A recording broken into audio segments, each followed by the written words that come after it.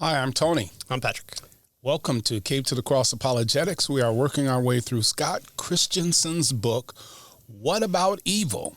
A Defense of God's Sovereign Glory. And so this is where we've worked our way to the third chapter, and we'll be looking at probing the darkness. Right. We're going to look into the abyss. Yeah, how about that? Right. And so this chapter is really good because it gives us some definitions about what evils are. Yeah, and so we'll get a feel for where he's coming from as we look at his definitions. He begins this chapter by saying that we live in a haunted, confused world where pinning down the nature of evil eludes us, right? He says that this is one of the problems that confronts us when trying to think about theodicy. Peter Geach captures our modern angst, he says, by, quote, "We cannot hope to understand in this life of sin. Sin is the absurd or absurd element in the universe," right? And so yet without understanding the element of sin, of evil, right? So he's kind of equating those terms. Our secularized age, notice, has no way to justify moral outrage or to make sense of pain and suffering. Yeah. And so he wants to drive, at least initially, drive that point home to help us to see that, if you don't, there is no, we might say, basis for their outrage with regard to evil from a secular perspective. And so he's gonna try to work us through that particular issue. Right. Right. So in this one, we're gonna see definitions, because again, it's always good to define your terms. We're gonna see kind of how the theist and the non-theist tend to define it, and if there's any basis or grounding for it. And then the usual questions that come up of kind of what about this aspect? You have, are you saying unbelievers are not able to be moral people? That's actually answered in this chapter as well. Right. But when it comes to the complexity of defining evil, it's kind of like that famous quote from the Supreme Court of, what is pornography? Well, I don't know how to define it, but I know it when I see it type deal. So I think as a society, we tend to get into that kind of nomenclature a lot of, if it hurts me, or if I think it's evil, then it's probably evil. Obviously it's evil. Yeah. So that's what we're going to be looking at. So here's the secularist quandary. If a tangled Darwinian, Nietzschean, Marxist, Freud cosmos exists, all those very good non-theists, then what is evil? That's the question. Can evil exist in a purely materialistic, naturalistic framework infected with a strange brew of this nihilism and kind of therapeutic narcissism, this self navel gazing look at, look inward to look outward type deal? Those that are caught in this nexus want desperately to challenge believers with hard questions about God and evil. We call it the problem of evil. Right. Problem for who and in what capacity? Yeah. Yet the secularists have trouble being able to make enough sense of reality to pose the two as a problem. So again, do you have a basis for it? Do you have a definition for it? What are you talking about when you say there is no God and I hate him? Or there is no God and yet evil exists. He's an immoral monster that doesn't exist. That hates life. Well, but he doesn't exist then, right? Right. Right. Oh, yeah. Okay. That makes it a little hard to kind of wrap your mind around that. And so what he says here is that in the end, theodicy is as much a problem for the atheist as it is for the theist, and that's what he's going to try to show here. The honest and careful theist, he says, must admit that evil is a problem because he has a clear view of who God is and what evil is. Right. But the atheists and his cousin, the agnostics, right, have a deeper problem, he says. They must suffer all the ill effects of evil while having no way to explain it, right? And so the secularists cannot justify its existence if God doesn't exist. In other words, the only reason why evil is a problem at all, he says, is because God does indeed exist. Mm-hmm. Right? So in the Christian worldview, we have the problem with the problem of evil. we understand the evil. We just have the problem with the problem. How does it work? Yeah. For the atheist, on the other hand, or the non-theist, he has the problem with the evil part. Right. We know that we there's have a the problem with the problem part. Right. They have the problem with the evil part. Right. Why can you call anything evil? Right. Basically, right. Exactly where you're coming from. Right. Yeah. So in his section here called The Real Face of the Godless World, he, of course, turns to our good friend Bertrand Russell, who you always have to reference in kind of these conversations. So he's among the few honest atheists who openly recognizes this issue. A world where God is dead is a realm where meaning and morals escape us. Right. If there's no grounding for it, if there's no this objective, non-human above space and time being that kind of can show us the way towards the purpose of it all. It was, especially if he's a creator, the question of life and meaning. Well, is there one? Is that the proper question even to ask there? Yeah, he quotes from Russell's Mysticism and Logic here. Let me just read a little bit of this. Russell says this. This is his essay, A Free Man's Worship. Man is the product of causes which had no prevision of the end they were achieving. That is his origin, his growth, his hopes, his fears, his loves, his beliefs are but the outcome of an accidental coalition of atoms that no fire, no heroism, no intensity of thought and feeling can preserve an individual life beyond the grave. That all the labors of the ages, all the devotion, all the inspiration, all of the noonday brightness of human genius are destined to extinction in the vast death of the solar system, and that the whole temple of man's achievement must inevitably be buried beneath the debris of a universe in ruins. So how about that for a fine ending of the story? Right? Sounds very happy. Yeah. A purposeless universe. We should find just cold hard facts, and fortunately, we're not just a sterile environment. Right. Yeah. So in a purely materialistic, naturalistic world, morals, values become unanchored, subjective, local constructs that constantly change with the shifting of cultural sands. So what was wrong? I mean, we're getting to months at this point, not even years or decades. What was wrong a few days ago? I fell asleep. I woke up. Twitter was on fire, and I couldn't tell who to be mad at. Given the honest trajectory of nihilism, though, that obtains in a godless cosmos, it is difficult to talk meaningfully about the existence of good and evil. So those terms tend to lose the luster of coherency or understanding when someone's like, oh, that's good. Yeah. I had a good sandwich. A good moral sandwich the other day.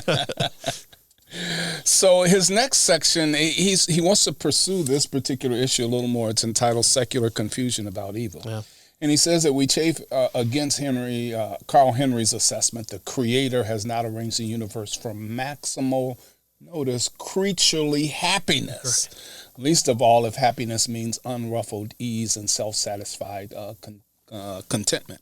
So, generally we think of, well, what's good is whatever makes me happy, right? The whole universe exists to make me happy. Right. God created everything so that I would be happy, kind of thing. You rub that lamp and then out pops the genie. Yeah. And Carl Henry is saying, boy, that sure doesn't seem to be the case, right? And so consequently, he says many secular definitions of evil blatantly conceive it apart from any moral considerations. Moral and natural evil collapse, he tells us, into anything that causes human discomfort and suffering. That's what evil is, right? If it's uncomfortable for me, then that must be evil. Yeah, right. If I have to bend down to pluck the plant from the ground, then it's an inconvenience. Evil. Yeah. So at the very beginning, before the fall, Adam and Eve were tasked to expand the garden. There's work there. Oh no, that to the communists, that's the worst of all possible evils.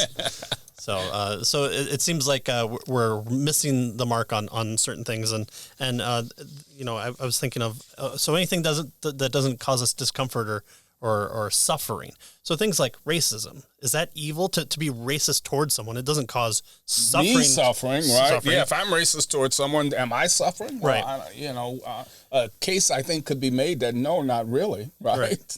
How about burning down the rainforest? That doesn't really cause suffering to a person. I mean, it might cause suffering to the planet as a whole, maybe, but is what I'm doing evil then?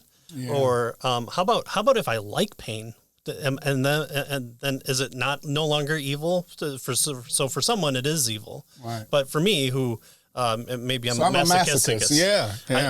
I really enjoy watching Holocaust videos because it brings me pleasure. So then it's no longer an evil thing. It's just personal. If it's no suffering and discomfort. Wow. So So those were some of the ones I was trying to subjective to think of. That might be the issue here.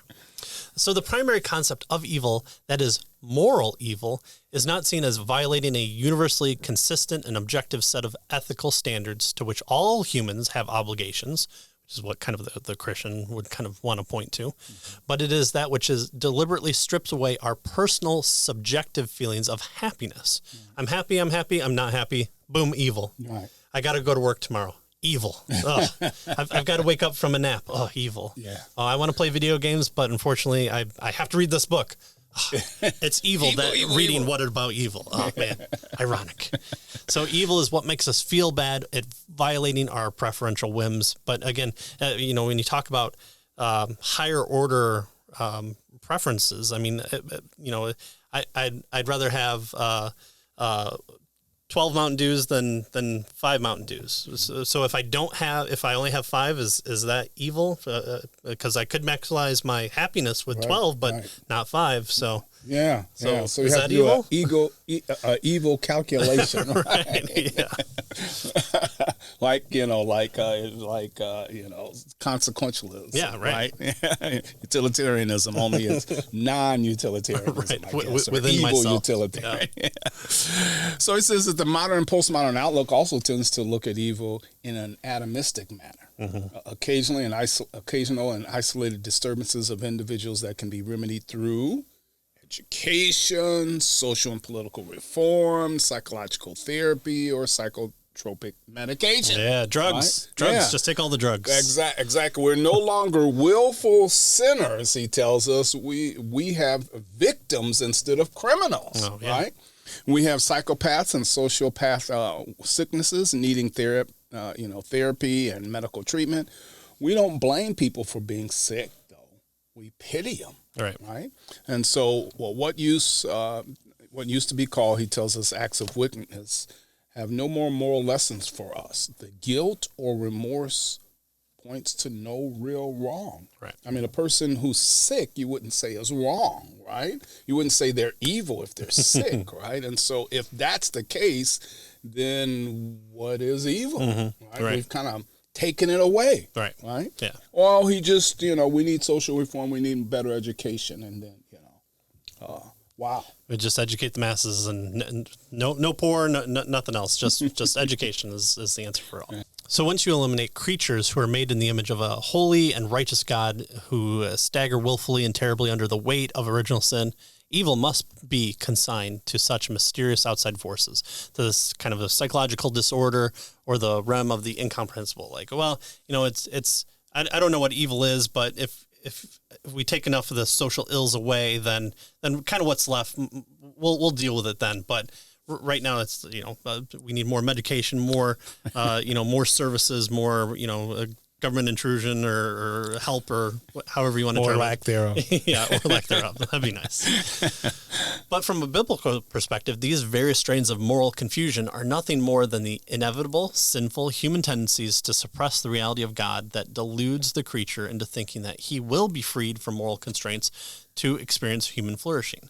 So it's not that, again, it's not that there's a problem of evil because we have an understanding of what evil is, where unfortunately you can't even get off the ground when you remove God from it and say, okay, then what is evil? Well, it seems like we have a lot of things that happen and we try to negate them through various outside means to the individual.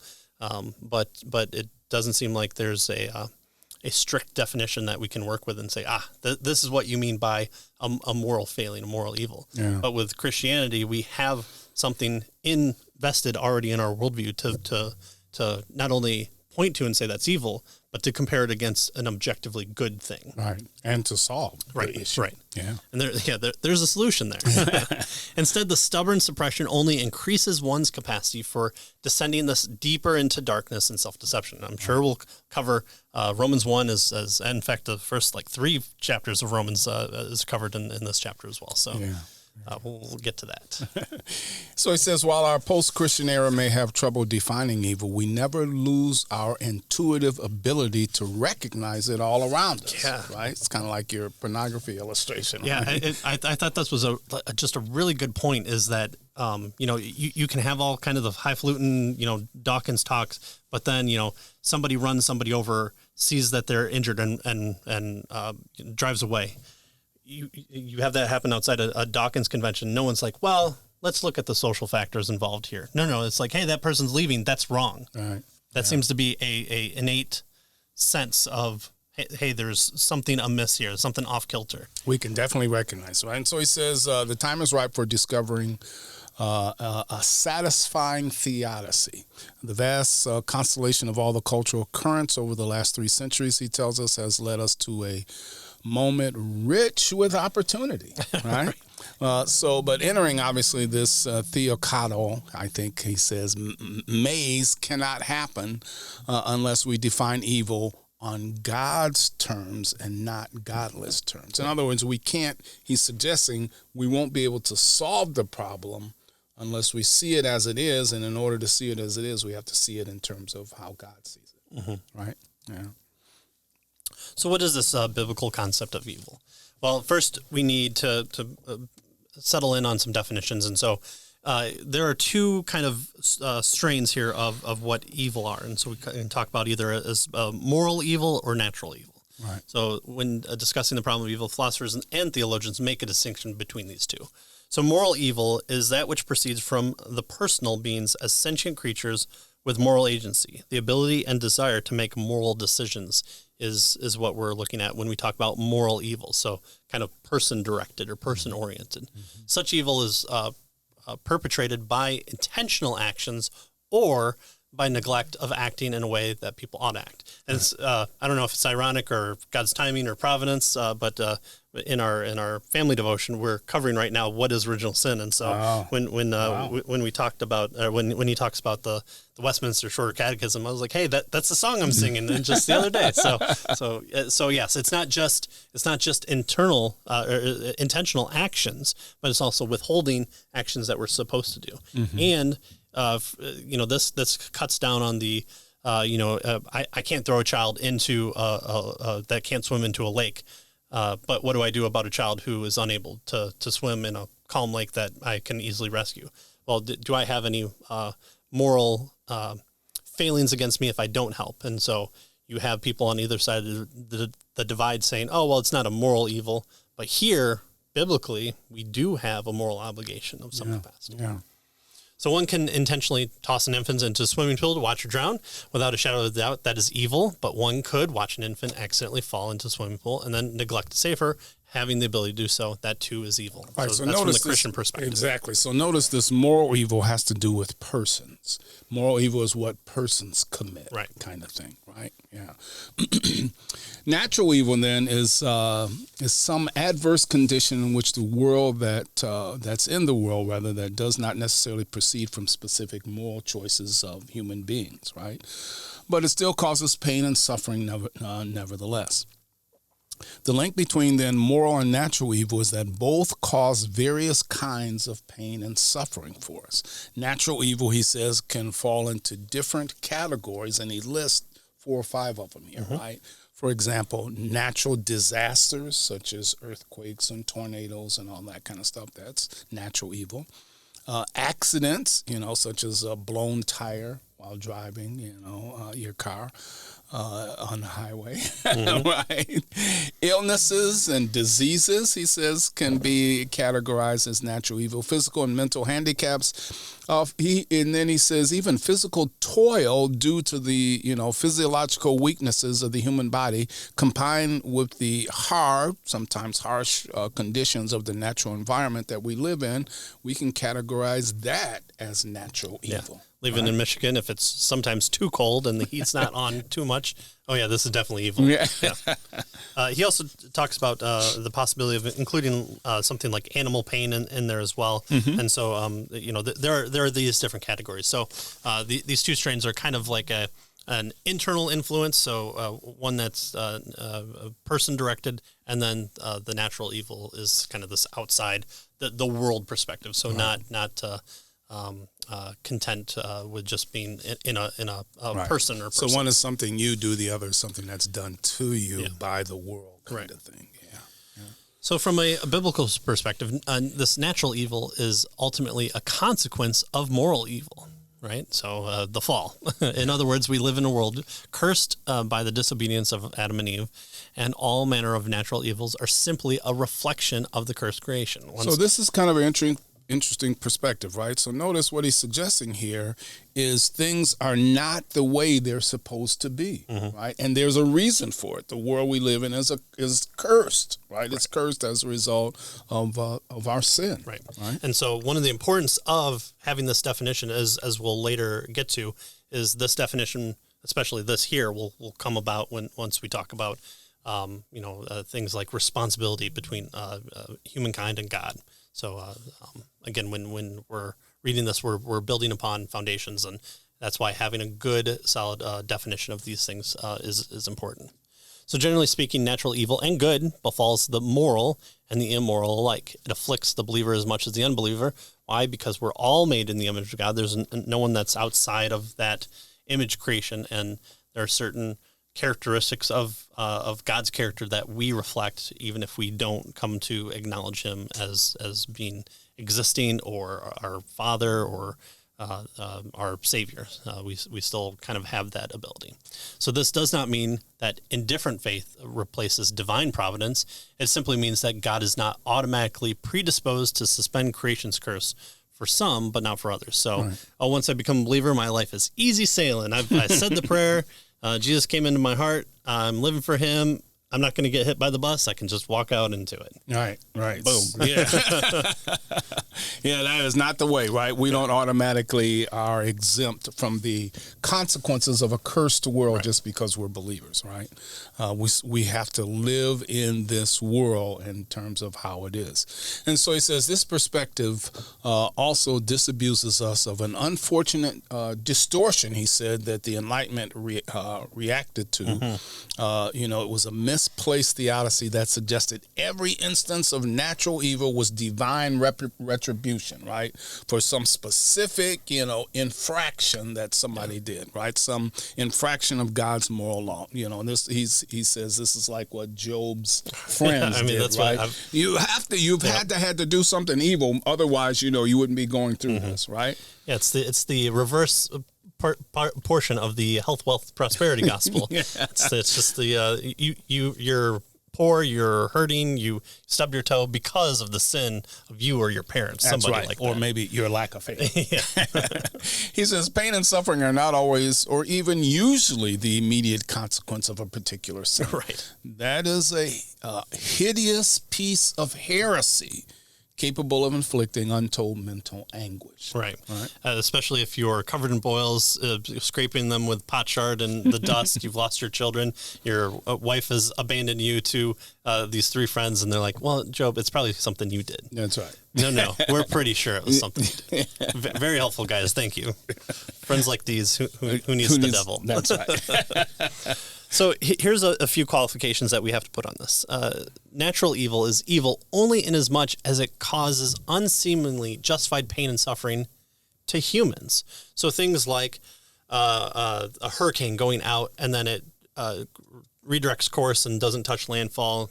No one's house gets covered in water. We might get a few rain that helps our crops.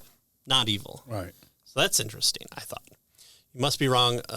Must be in the wrong place at the wrong time when a tornado hits and destroys your home while your neighbor's is left untouched.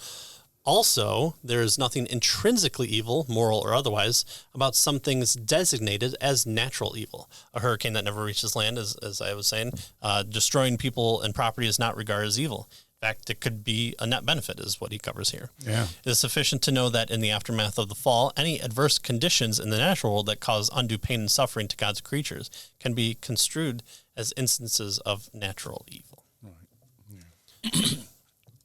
So it seems interesting here that when we talk about evil, it is human directed. And so we just can't say, hurricane evil. Right.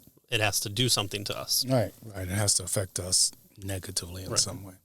All right, what about defining moral evil? So he says, no philosophy, religious tradition, or ideological framework has provided such a deeply penetrating and robust grounding for the understanding of good and evil as biblical Christianity. Mm-hmm. Right? Christianity also provides a unique grounding for moral imperatives in the personhood of God. It sees humans as creatures with the same personhood, right? We're created in the image of God, right? And this means that our sense of good and evil situates humans not in relation to their fellow humans, nor in the relation to society, nor in relation to the state, but in relation to God. We're created in God's image. He is the heavenly judge, is what he tells us here, right? So as we talked about a little bit before, the Westminster Standard is a good standard starting place to define moral evil, which is equivalent to biblical concepts of sin. And I won't ruin everybody's lunch or anything by singing it, so I'll just say that it places a good definition here. Sin is any want of conformity unto or transgression of any law of God given as a rule to the reasonable creature.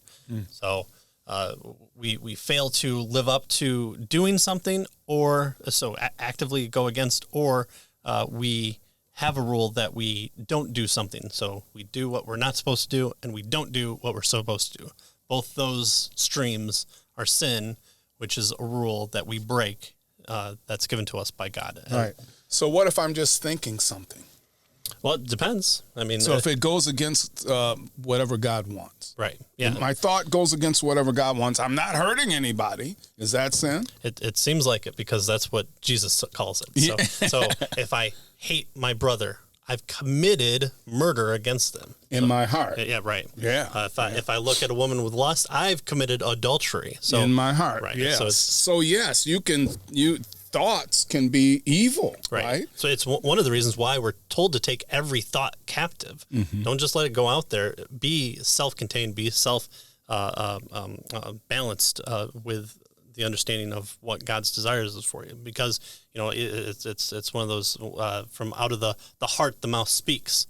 So having that heart, that thought process, that moral intuition concept being controlled and brought under the submission of God is what we're called to do. Right, and so notice it's so in this respect then good and evil, moral, right and wrong has to do with its relation to God and not what we do or say to other people necessarily, right?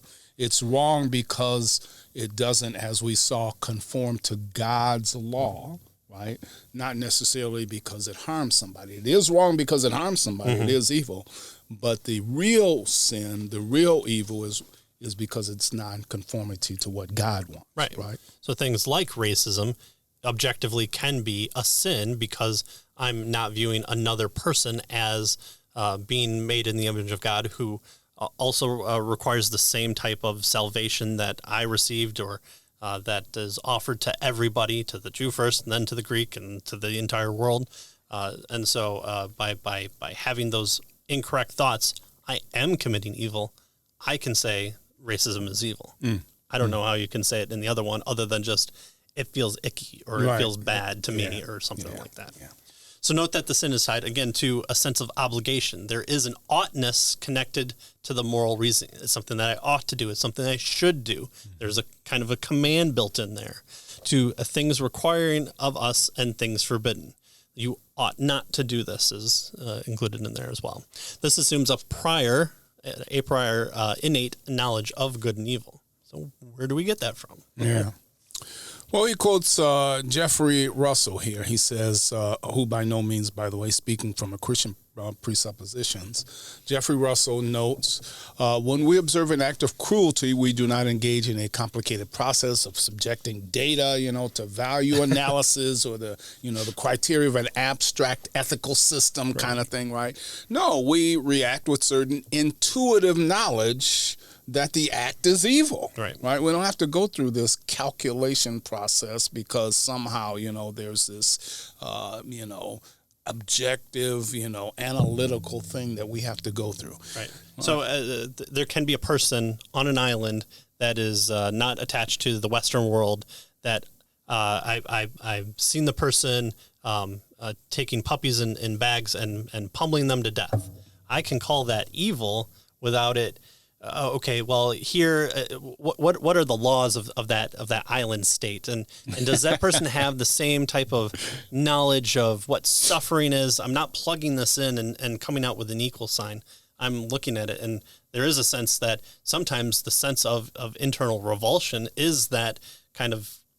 We'll get to it a little bit later, but that consciousness kind of rising up in you and saying, "Ooh, hold on, put the halts on. I'm experiencing something that is also."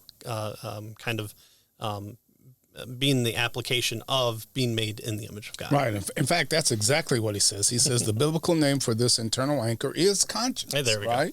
It is like an independent third party who has set up shop inside our souls or our heads, our hearts, whatever, to alert us when something is morally right or wrong and it goes awry. Right. So the ever-present sense of obligation then connected to our moral awareness, and it indicates an obligation to the divine lawgiver and judge. And we see this in Leviticus 19:2 and 1 Peter chapter 1, verse 16. Why is there such an obligation to an unseen arbiter communicating through the conscious? Well, because God is also our creator. He's our de facto owner. He's able to have the rightful possession of our person. We are not our own. We belong to an all-powerful, all-knowing Lord and Master of the universe. Right. And it's just the way things are type deal. So notice, without that, I can do anything I want, and it's good or bad depending on whatever I think it is, right? Yeah. Because nobody owns me. I'm my own person, and so if I can love people or I can eat people. Right? It doesn't matter if indeed there is no God, there is no law.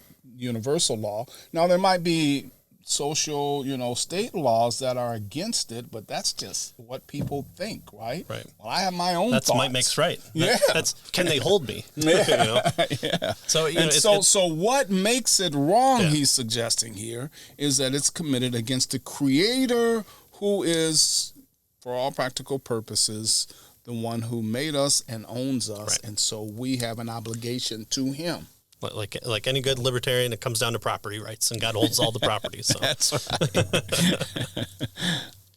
So it follows then that if God is the source of objective moral standards, then he himself must be characterized by moral perfection. So in 1 John 1:5, it says, God is light. In him there is no darkness at all. He is the unchanging norm of what is true and right in all places, times, and cultures. A God whose reality is unaltered by the ebb and flow, the relativity of life, unaffected by private perceptions or internal psychology, or who's the most important person on YouTube telling us how to live, or telling us to make our bed, or to shirk off the chains of this mortal coil and come join him on the other side of a meteorite that's has a UFO. So all this is inconsequential to what the rule giver gives us. It's nonsense. This explains why Paul, after detailing the catalog of human depravity in Romans 3, 9 through 20, gives our fundamental condition this way. For all have sinned and done what? Now, fallen from their own ideal of what's they consider right and wrong. It's fallen short of the glory of God. He's the standard. He's what we measure ourselves up against, and unfortunately, we fail. And so there's no hope. We're unmatched, but that's still even if there is no out, no sense of redemption. Although Scott Christensen in the last chapter told us redemption is a critical part of the story of this answer. Yeah. There's still a standard, a ruler, like a measuring stick that we put ourselves up against, and we go, 11 inches. Wow, we were almost there. Oh, but we're not a good ruler in that way. 12. Yeah. For us Americans, I guess. And so with regard to this sin issue, he says, J.I. Packer goes on to state that sin is essentially the resolve, the mad, utter, blameworthy, but nonetheless utterly firm resolve to play God and fight the real God, right? I want to do what I want to do. Sinners resolve to treat themselves as a sinner of the universe, and so that, they can keep God at bay on the outer circumference of their lives, right? Mm-hmm. I'm going to do what I want to do. I'm the captain of my ship. I'm the center of the universe. What I say is what it is, right? Kind of thing, right? And so that's when it comes to a head, is that we're having different reference points when we talk to a theist and an atheist, or a theist and just somebody else, is that the reference point of going back is, I'm not trying to convince you as a believer to an unbeliever that you're wrong because you should feel it welling up inside of you. No, in just the opposite fact, I should be pointing them back to the standard bearer. And so the unbeliever, through their worldview, is unable to look at that standard, because Romans 1 tells us there's suppression there, so that you can kind of do what you want there and have your own standard and put other things up in place of that ultimate standard that takes the place of God. We all worship something. We all kind of put that there, whether it be the law or government or ourselves, our person, and we make different levels to that as well as I can disobey it at any point. But here is an objective one for all people and all standards. Yeah. Good. So in the end, the proclivity for personal moral evil in the world stems from a false standard, a false goal, and a false motive. The divine standard is replaced with a dubious human standard. Because guess what? Yesterday I was right. Today I wasn't right. That's so what right. does that make me yesterday? Yeah. So even personal standard fails. Right. The goal is human autonomy, aided by whatever gods we invent. The motive is not to glorify the triune God, but to glorify ourselves, to steal a false and feeble glory that corrupts all that is good and right and true. Why do you think the unbelievers seem to know more? Judge not, lest ye be judged. That seems to be the favorite go-to verse that everybody suddenly knows instead of John 3:16. So Matthew, of course, 7. They don't know where it is, but they know Matthew it's 7. In there, right? And there's nothing before or after that. That's right. So to end our episode here, Christensen says, biblical Christianity stands alone in making such an unapologetic, trenchant, and sober assessment of the heart of evil. Guess what? It's ourselves. That's right. We have faced evil, and it was us in the mirror. We want the monsters to be under our bed, but even when the story ends and the monsters are removed from under the bed, rebellion happens again. And so we need something that replaces our hearts, that does what we're unable to do, because it seems like we've been failing for a long time.